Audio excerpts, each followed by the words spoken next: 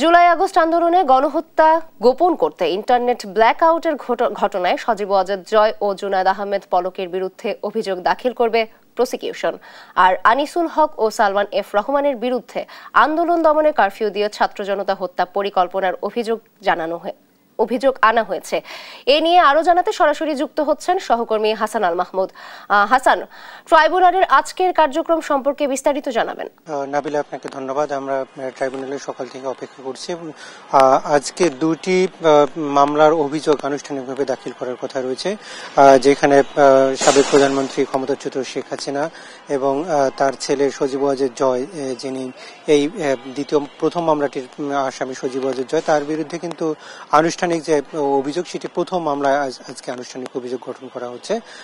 এর আগে শেখ হাসিনার মামলার কয়েকটি মামলায় কিন্তু তার বিরুদ্ধে অভিযোগ দাখিল করা হয়েছে এবং সেগুলো আনুষ্ঠানিকভাবে প্রসিকিউশন ট্রাইব্যুনালে জমা দিয়েছেন। এবং আজকে সজীব ওয়াজেদ জয়ের প্রথম মামলা, যেটির আনুষ্ঠানিক অভিযোগ দাখিল করা হচ্ছে এখানে। এবং এর আগে আমরা দেখেছি যে সজীব ওয়াজেদ জয়ের বিরুদ্ধে একটি দুর্নীতির মামলায় তাকে 5 বছরের সাজা দিয়েছে বাংলাদেশের একটি আদালত। সেখানে আজকে কিন্তু তাকে আন্তর্জাতিক অপরাধ ট্রাইব্যুনালে তাকে হাজির করা হচ্ছে, যেখানে অভিযোগ করা হচ্ছে যে তিনি 2024 সালে যে জুলাই অভ্যুত্থান হয়েছিল, সেই অভ্যুত্থানের আগে 18 জুলাই থেকে যে সারা দেশে ব্ল্যাক আউট হয়েছিল ইন্টারনেট, সেই ব্ল্যাক আউটের ঘটনায় সজীব ওয়াজেদ জয় বড় ভূমিকা রেখেছিলেন। এবং এই ব্ল্যাক আউটের পরে থেকেই কিন্তু বিভিন্ন জায়গায় ছাত্র জনতার উপর ব্যাপকভাবে গুলিবর্ষণ হয়েছে এবং শিক্ষার্থীদেরকে নিহত করা হয়েছে। এবং সেখানে অন্তত 1400-র বেশি মানুষ নিহত হয়েছে বলে জাতিসংঘের যে হিসেবে বলা হয়েছে।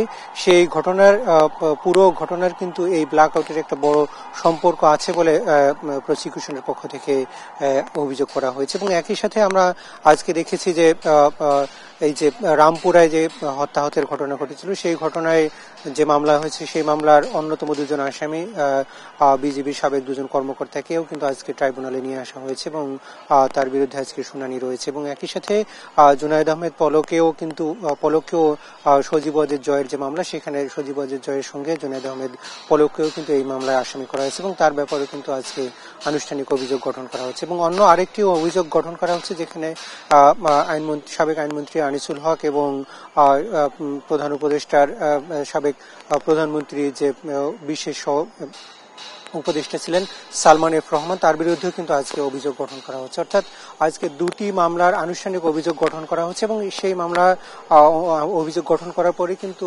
কয়েকদিনের মধ্যেই এগুলোর সাক্ষ্য প্রমাণ গ্রহণ করা শুরু হবে, সাক্ষীদের সাক্ষ্য গ্রহণ শুরু হবে। এরপরে কিন্তু সেগুলো বিচারের প্রক্রিয়া চলে যাবে। অর্থাৎ গত কয়েকদিন ধরে আমরা দেখেছিলাম যে মামলাগুলো আন্তর্জাতিক অপরাধ ট্রাইব্যুনালে যেসব মামলা গঠন করা হয়েছে, সেগুলো কিন্তু দ্রুত বিচার কার্যের দিকে যাচ্ছে। এবং যেহেতু অন্তর্বর্তী সরকার একটি বড় তাদের ম্যান্ডেট ছিল যে তারা এই হত্যাকাণ্ডের যে মামলা হয়েছে সেগুলোর বিচার সম্পন্ন করবেন এবং নির্বাচন করবেন। যেহেতু ফেব্রুয়ারিতে নির্বাচন, তার আগেই অন্তত কিছু বিচার দৃশ্যমান করবার জন্য অন্তর্বর্তী সরকার কিন্তু চেষ্টা করছেন।